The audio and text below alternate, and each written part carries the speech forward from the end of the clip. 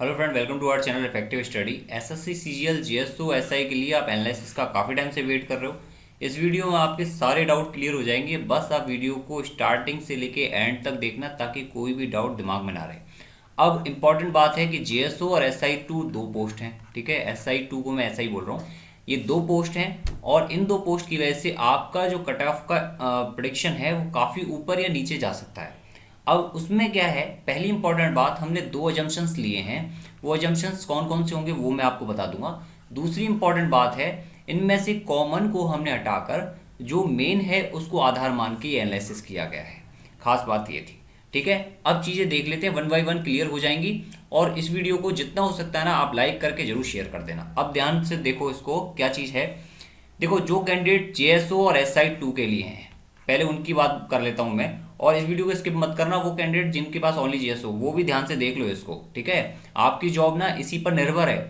आपकी जॉब हो सकता है आपको ना लगे, आपकी जॉब इसी पर निर्भर है। देख लो क्या चीज़ है। पहला जंक्शन तो ये है कि जो कैंडिडेट इन दोनों में एलिजिबल हैं, अगर वो प्रेफरेंस के रूप में पहले एसआई को भरते हैं, उसके बाद टैक्स असिस्टेंट, देन उसके बाद भरते हैं जीएसओ, ठीक है। दूसरा जंक्शन ये कहता है कि अगर वो टैक्स असिस्टेंट पहले भरें और सेकंड नंबर पर भरते हैं एसआई और थर्ड नंबर पर भरते हैं जेएसओ, ठीक है जी।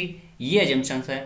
अगर जेएसओ वाले कैंडिडेट को, जो ओनली जेएसओ हैं, ठीक है, उनके पास तो कोई चॉइस है ही नहीं। जिनके पास दो चॉइस हैं उनको मैं एक बात बता देता हूँ कि एसआई में बहुत कम कैंडिडेट जो हैं वो फाइनल राउंड तक पहुंचेंगे। तो पोस्ट आपकी जो है खाली रहेंगी, भरने के बाद भी आप जो है फिल करोगे उसके बाद भी थोड़ी खाली रहेंगी। लेकिन अगर आपने सबसे पहले जीएसओ पोस्ट ले ली, ठीक है, तो एसआई पोस्ट तो खाली जाएंगी जाएंगी, साथ में उन कैंडिडेट के पास से भी जॉब जाएगी जो ओनली जीएसओ के भरोसे रह रहे हैं। ओनली जीएसओ के भरोसे उनके पास से जॉब जाएगी। तो आप सभी से मेरी रिक्वेस्ट ये है कि आप जो पहला जंक्शन है उसको जरूर फॉलो करना, ताकि जो कैंडिडेट ओनली जेएसओ के लिए उनको एटलीस्ट एक जॉब तो मिले। क्योंकि उनके पास ना तो हो सकता है टैक्स असिस्टेंट के लिए भी इतने नंबर ना हो और एसआई के लिए वो एलिजिबल है नहीं, तो ओनली जेएसओ वाली वो एसआई वाले कैंडिडेट ले लें तो उनके पास से वो चांस भी चला जाए। तो एसआई वाले कैंडिडेट आपको देखो होम स्टेट तो मिलनी मिलनी है इसमें, और इसमें आपकी 4200 ग्रेड पे है तो अंतर नहीं है पोस्ट में। आपको प्रेफरेंस के रूप में सबसे पहले एसआई, उसके बाद टैक्स असिस्टेंट, देन उसके बाद जेएसओ। और जो ओनली जेएसओ और टैक्स असिस्टेंट में भी अगर सोचते हैं कि हो सकता है लग जाए, तो वो कैंडिडेट सबसे पहले टैक्स असिस्टेंट को चूज करेंगे, उसके बाद जेएसओ।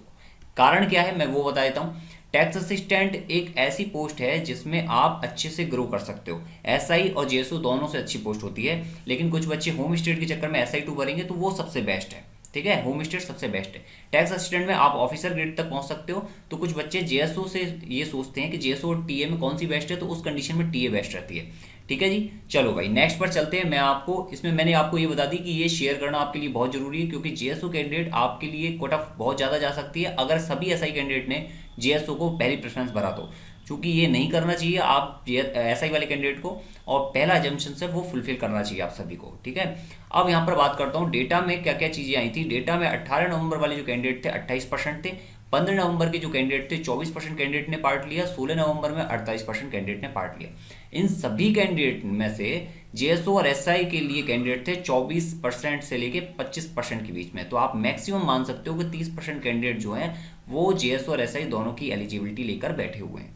इसके बाद जेएसओ पोस्ट के लिए 75 से 76% कैंडिडेट थे जिनके पास ओनली जेएसओ है, ठीक है जी। अब इसके बाद चलते हैं नेक्स्ट डेटा पे, जिसमें जेएसओ और एसआई के जो कैंडिडेट हैं, जिनके पास जो ओनली जेएसओ और एसआई के जिनके पास दोनों एलिजिबिलिटी हैं, ठीक है। उनमें से जो इन कैंडिडेट की बात हो रही है जिनके पास दोनों एलिजिबिलिटी है, उनमें से 15 नवंबर में पार्ट लिया है 23% ने, 18 नवंबर में पार्ट लिया 34 ने, और 16 नवंबर में पार्ट लिया है कितने, 43% स्टूडेंट ने। अब आप एक चीज़ ध्यान से देखोगे, मैं आपको एक चीज़ बता दूं पहले। देखो ये जो है, ये वाला डेटा है, ये लगभग सिमिलर है जो टायर 3 में अटेंडेंस रही है उसके। क्यों, 15 नवंबर सबसे कम अटेंडेंस थी, उसके बाद 18 नवंबर, और सबसे ज़्यादा जो अटेंडेंस थी वो 16 नवंबर में। तो डेटा एक तरह से लगभग जा सकता है वहाँ तक जहाँ तक आप सोच रहे हो, ठीक है। अब इसके बाद चलते हैं एक इंपॉर्टेंट बात और, जो टायर 1 में टोटल कैंडिडेट हैं उनका एवरेज को सभी कैटेगरी में सभी डेट को मिलाकर 161 पॉइंट समथिंग, टायर 2 का क्वांट रहा है 144 पॉइंट समथिंग, और टायर 2 का इंग्लिश का रहा है 164 पॉइंट समथिंग, और टायर 2 का जो स्टैट्स का रहा है वो रहा है सभी कैटेगरी में सभी डेट में 77 का। यानी जो 15 नवंबर में दिया है, जिन्होंने 15 नवंबर वाले जो बच्चे कैंडिडेट दे के आए हैं एग्जाम, 16 नवंबर 18 नवंबर, सभी की बात कर रहा हूँ मैं, उन सभी कैंडिडेट का टायर 2 स्टैट्स में स्कोर कितना रहा है, एवरेज 77, आउट ऑफ 600 470 और आउट ऑफ 800 547। ठीक है जी। अब इसमें इंपॉर्टेंट बात वो ध्यान से सुन लेना, क्या चीज़ है। पहली बात तो ये कि हमने ये चीज़ आपको ऑलरेडी बता रखी है कि यूआर कैटेगरी में इस बार 30% मार्क्स लाने अनिवार्य थे, और ईडब्ल्यूएस और ओबीसी कैटेगरी में आपको 25% मार्क्स लाने अनिवार्य थे, लगभग 50 नंबर, और एससी और एसटी जो कैटेगरी थी उसमें मार्क्स लाने अनिवार्य थे 20%। इसमें क्या कुछ क्वेश्चन गलत भी थे और कुछ क्वेश्चन एसएससी की तरफ से गलत थे, कुछ में तो आपको पूरा बोनस मिलेगा और कुछ में जिन कैंडिडेट ने राइट आंसर किया था बट एसएससी की तरफ से गलत आया तो बाद में करेक्ट होकर आएगा तो वो करेक्ट हो जाएगा। तो हमने एक एवरेज मान लिया, लेकिन वो उन बच्चों का करेक्ट होगा जिन्होंने पहले करेक्ट कर रखा था बट एसएससी ने गलत कर दिया था किसी रीजन से। अब बात यह है कि जब फाइनल मार्क्स आएंगे इसमें कुछ मार्क्स इंक्रीज होंगे, तो हमने ये मान लिया कि जिन कैंडिडेट के यूआर कैटेगरी में 55 प्लस मार्क्स हैं वो सेफ हैं जेएसओ पोस्ट के लिए। एसआई की हम गणना नहीं कर रहे हैं क्योंकि एसआई में क्या है, जितने कैंडिडेट हैं वो सबकी सब सेलेक्ट हो जाएंगे। अब मेन उन कैंडिडेट की बात हो रही है जो ओनली जेएसओ के भरोसे बैठे हुए हैं, ठीक है, कि जेएसओ पोस्ट मिलेगी या नहीं मिलेगी। अब यहाँ पर क्या है, जो 55 प्लस कैंडिडेट, जो 55 प्लस नंबर है यूआर कैटेगरी में वो सेफ हैं इस पेपर में। ईडब्ल्यूएस और ओबीसी में मैंने ये मान लिया है कि 45 प्लस जिनके नंबर हैं वो सेफ हैं। एससी एसटी में जो है 35 प्लस जिनके नंबर हैं वो सेफ हैं, क्योंकि 20% कितना होता है 200 का 40, 25% 50 और 30% कितना होता है 60 नंबर। ये बात क्लियर हो गई।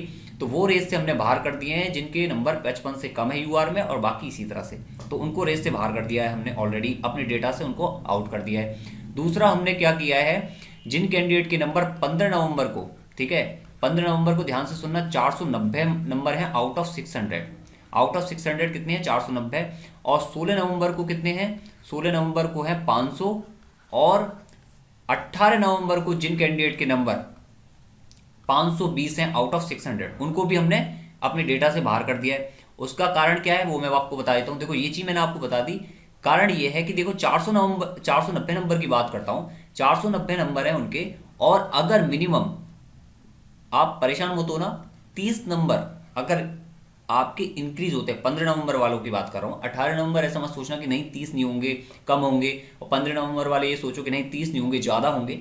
तो मैं एक मान के चल रहा हूँ कि 30 नवंबर भी अगर आपके इंक्रीज होते हैं, ठीक है, और आपके जो टायर 2 है उसमें मिनिमम 50 मार्क्स आते हैं, ठीक है, तो कितने हो गए, ये 12 और 5 यानी कि 570 हो गए, तो आपको पक्का कोई ना कोई पोस्ट मिल जाएगी। टैक्स असिस्टेंट, इंस्पेक्टर तो आप डेफिनेटली लोगे ही, इंस्पेक्टर लेने के बाद आप टैक्स असिस्टेंट या जेएसओ और एसआई को नहीं देखोगे। और टैक्स असिस्टेंट में बहुत सारी पोस्ट हैं जिनके आगे आप आर्ग्यू भी नहीं करोगे, कई ऐसी टैक्स असिस्टेंट, कई डिपार्टमेंट ऐसे होते हैं। लेकिन आप यही सोच के चल रहे हो नहीं मुझे टैक्स असिस्टेंट लेनी है, मुझे ग्रो करना है, मुझे कहीं, मैं कहीं भी रह सकता हूँ, तो मैंने ये कैंडिडेट हटा दिए हैं जिनके नंबर टायर 2 में आउट ऑफ 600 490 प्लस हैं, ठीक है, वो कैंडिडेट हमने डेटा से हटा दिए। सेम 16 नवंबर में हम ये मान के चल रहे हैं कि उनको कोई ना कोई पोस्ट मिल जाएगी टैक्स असिस्टेंट या इंस्पेक्टर पोस्ट में से, ठीक है। अब ये कैंडिडेट हटाने के बाद ध्यान से देखना चीज़ें कि क्या रही हैं, और इसमें एक और चीज़ की है हमने इंपॉर्टेंट, वो मैं आपको इसमें बता देता हूँ वो क्या चीज़ की है। हमने उन कैंडिडेट को भी हटा दिया है जिनके पास SI2 की एलिजिबिलिटी है। हम ये भी मान के चल रहे हैं कि वो कैंडिडेट SI2 को भी ले लेंगे, ठीक है, वो जेएसओ के हित में जा रही सारी चीज़ें, हम ये मान के चल रहे हैं कि सारी चीज़ें क्या जा रही हैं जेएसओ के हित में, यानी कि यूआर कैटेगरी ये तो आपके हट गए, ये कैंडिडेट तो आपके वैसे ही हट गए, और ये कैंडिडेट जो है टैक्स असिस्टेंट इंस्पेक्टर पोस्ट ले जा रहे हैं 500 प्लस, और 18 नवंबर में 520 प्लस, और बाकी कैंडिडेट जो है SI2 वाले, यानी कि जिनके पास SI2 की एलिजिबिलिटी है वो SI2 पोस्ट ले जा रहे हैं। अब बच गए जेएसओ कैंडिडेट, उनकी हम बात कर लेते हैं। देखो भाई, जब 15 नवंबर की डेटा में देखा तो ये टॉप डेटा दिखा रहा हूँ मैं, टॉप की नंबर्स दिखा रहा हूँ, जिसमें हमने 490 प्लस वाले हटा दिए, तो 800 में, ठीक है, उसी अकॉर्डिंग नंबर कितने जा रहे हैं मैक्सिमम 603। इसी अकॉर्डिंग आपके 16 नवंबर में मार्क्स कितने जा रहे हैं 618, और आपके नेक्स्ट जो है 18 नवंबर में मार्क्स कितने जा रहे हैं 626, ठीक है, उन कैंडिडेट के जो ओनली जेएसओ के लिए बैठे हुए हैं। यानी कि देखो 517 इस कैंडिडेट के नंबर हैं, अगर इस कैंडिडेट के नंबर बाई चांस जो है टायर 3 में अच्छे मार्क्स आ जाते हैं, 80 मार्क्स ले आता है या 70 मार्क्स ले आता है, और उसको टैक्स असिस्टेंट इंस्पेक्टर पोस्ट मिल जाती है, तो डेफिनेटली ये भी क्या होगा, ये भी उसी को चूज करेगा, और आपके जो है ये कैंडिडेट भी इस लिस्ट से हट जाएगा, ठीक है। ये बात समझ में आ रही है। ये बात हमने अभी क्या अज्यूम किया, हमने ये अज्यूम किया है कि 600 में से जो है 18 नवंबर में 520 प्लस वाले कैंडिडेट वो टैक्स असिस्टेंट या इंस्पेक्टर पोस्ट ले जा रहे हैं, ठीक है जी। अब इसमें क्या है, मेन इंपॉर्टेंट बात, फाइनल जो चीज़ आपको मैं दिखाने जा रहा हूँ वो ये है कि वेट, हाँ देखो, ये देखो। अब इसमें क्या है कि हमने जब टोटल एवरेज देखा तो एवरेज में पता लगा कि ये जो एवरेज है वो 457 जा रहा है, बट हुआ ये कि यूआर में जिनके मार्क्स 15 नवंबर में 480 प्लस हैं वो सेफ हैं। यूआर में 600 में से 480 प्लस जिनके मार्क्स हैं वो सेफ हैं, और जिनके मार्क्स आउट ऑफ 800 568 बैठ रहे हैं वो कैंडिडेट जो हैं वो जीएसओ पोस्ट के लिए सेफ हैं। ठीक है, हमने ये अज्यूम किया है क्योंकि हमने ये माना था कि 570 प्लस से तो डेफिनेटली उनको कुछ ना कुछ मिल जाएगा, लेकिन जो कैंडिडेट 568 ला रहे हैं किसमें 15 नवंबर में आउट ऑफ 800 यूआर कैटेगरी में वो सेफ है। 480 प्लस वाले जो कैंडिडेट हैं 600 में से, देखो ये आप अभी तो क्या है आपके पास स्टेट्स के मार्क्स हैं 800 में से, लेकिन कुछ मार्क्स बाद में इंक्रीज भी होंगे आपके, हो सकता है उसमें हो, लेकिन ये बात हो रही है रॉ की। ठीक है, ये अभी की बात हो रही है जो प्रेजेंट है, कोई नॉर्मलाइजेशन इसमें ऐड नहीं किया गया है। तो जिन कैंडिडेट के मार्क्स 800 में से 568 हैं और यूआर में 15 नवंबर को, वो सेफ स्कोर मान सकते हैं अपना जीएसओ के लिए। 526 वाले 15 नवंबर में ईडब्ल्यूएस, 554 वाले ओबीसी में, और एससी वाले 458। एसटी का कोई डेटा इंक्लूड नहीं किया गया क्योंकि कैंडिडेट थे ही नहीं इसमें।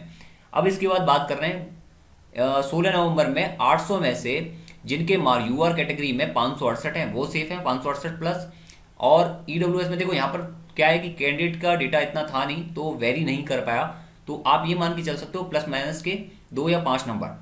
और ईडब्ल्यूएस में 547 प्लस, आपके ओबीसी में 561 प्लस, और एससी में जो है 466 प्लस। ठीक है, ये कैंडिडेट जो हैं आपके सेफ स्कोर मान सकते हैं कि सेफ है, आप जीएसओ के लिए आपका स्कोर सेफ रहेगा अगर आपके एवरेज मार्क्स आते हैं टायर 3 में। ठीक है, टायर 3 में अगर आपके एवरेज मार्क्स आते हैं, टायर 3 भी अभी बहुत डिपेंड करेगा आपकी कट ऑफ वगैरह के लिए। सेम 18 नवंबर में जिनके मार्क्स 614 प्लस हैं यूआर कैटेगरी में वो सेफ हैं जीएसओ के लिए। 580 है, 580 प्लस हैं ईडब्ल्यूएस में वो सेफ हैं जीएसओ के लिए। 580 प्लस किसमें, ओबीसी में वो भी सेफ हैं, 493 में एससी वाले। और सेम देखो यहाँ 468 जो है वो एसटी में, और 462 जो है वो एसटी में, किसमें 18 नवंबर में। कारण क्या है, देखो यहाँ पर जो नंबर में डिफरेंस दिख रहा है आपको 568 और 568 दोनों सेम है। कारण क्या है कि जो 15 नवंबर वाले कैंडिडेट थे उनके जीएसओ में जो एवरेज मार्क्स थे वो 83 गए थे। ठीक है, सभी कैटेगरी में। यूआर कैटेगरी में 88 थे, लेकिन वहीं 16 नवंबर की बात करें तो वहां जो है 74 एवरेज मार्क्स का है। आप देख लो मार्क्स से जो एवरेज मार्क्स है स्टेट्स के पेपर में वो भी काफी वेरी है। 15 नवंबर में 88 है और 16 नवंबर में 74 है, और वहीं 18 नवंबर में 92 है। अब ये देखो आप 92 मार्क्स है, 18 नंबर का पेपर। ऐसा तो नहीं 18 नंबर वाले जो कैंडिडेट थे उनके लिए पेपर इजी कर दिया, ऐसा तो नहीं हुआ है। पेपर सभी के लिए सेम रहा है। इवन पेपर जो है लास्ट ईयर से काफी टफ रहा है, इस वजह से बच्चों के मिनिमम मार्क्स नहीं आ पा रहे हैं। तो आप यहाँ पर जो है ये जो मैं आपको बताई है ये वाली कट ऑफ 800 में से, तो आप इसको देख सकते हो। ये आपका सेफ स्कोर हो सकता है जब तक आपके टायर 3 में एवरेज मार्क्स आ रहे हैं। ठीक है, टायर 3 में अगर आपके एवरेज मार्क्स आ रहे हैं तो अभी रॉ मार्क्स के हिसाब से आप इस पर सेफ हो। अब इसमें क्या क्या चीज़ें इंक्लूड है मैं आपको अगेन बता देता हूँ। पहली बात तो ये इंक्लूड किया है हमने कि कोई भी कैंडिडेट इसमें वो नहीं लिया है जिसके मिनिमम मार्क्स वाले कैंडिडेट को हमने रिमूव कर दिया है। ठीक है, मिनिमम मार्क्स वाले कैंडिडेट तो जेएसओ एसआई की दोनों की लिस्ट से ही बाहर हो जाएंगे, हम क्या रिमूव, वो एसएससी खुद भी रिमूव कर देगी। दूसरा इसमें चीज़ हमने क्या ली है, दूसरी हमने चीज़ ये ली है कि जो कैंडिडेट 15 नवंबर में कितना 490 प्लस नंबर ला रहे हैं, 16 नवंबर में नंबर ला रहे हैं 500 प्लस। ठीक है, 16 नवंबर में ला रहे हैं 500 प्लस, और 18 नवंबर में जो कैंडिडेट नंबर ला रहे हैं 520 प्लस, उनको भी हमने लिस्ट से बाहर कर दिया है। ठीक है, हम ये मान के चल रहे हैं कि वो टैक्स असिस्टेंट या इंस्पेक्टर पोस्ट दोनों में से ले जाएंगे।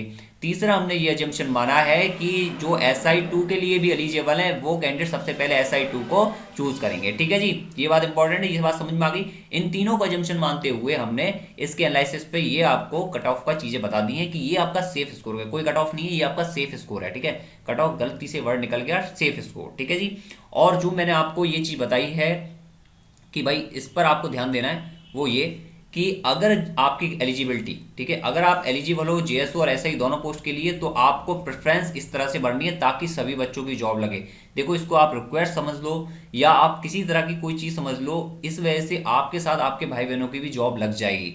जेएसओ और एसआई कैंडिडेट जो दोनों में एलिजिबल हैं वो एसआई को पहले, उसके बाद टैक्स असिस्टेंट, उसके बाद जेएसओ पोस्ट पर भरें प्रेफरेंस के रूप में, और जो कैंडिडेट ओनली जेएसओ के लिए एलिजिबल है वो सबसे पहले टैक्स असिस्टेंट भरें, और अगर आप टैक्स असिस्टेंट ले पाते हो तो डेफिनेटली उसके बाद आप जेएसओ पोस्ट को भरोगे। ठीक है, आपकी वजह से बहुत सारे भाई बहनों की जॉब लग सकती है, ये आपके हाथ में अभी भी। तो आप जितना हो सकता है उतना इस इमेज को जरूर शेयर करना, और इस वीडियो को जितना हो सकता है लाइक करके शेयर करना, ताकि हर बच्चे को ये चीज़ें पता लगे, और ये बहुत इंपॉर्टेंट भी है।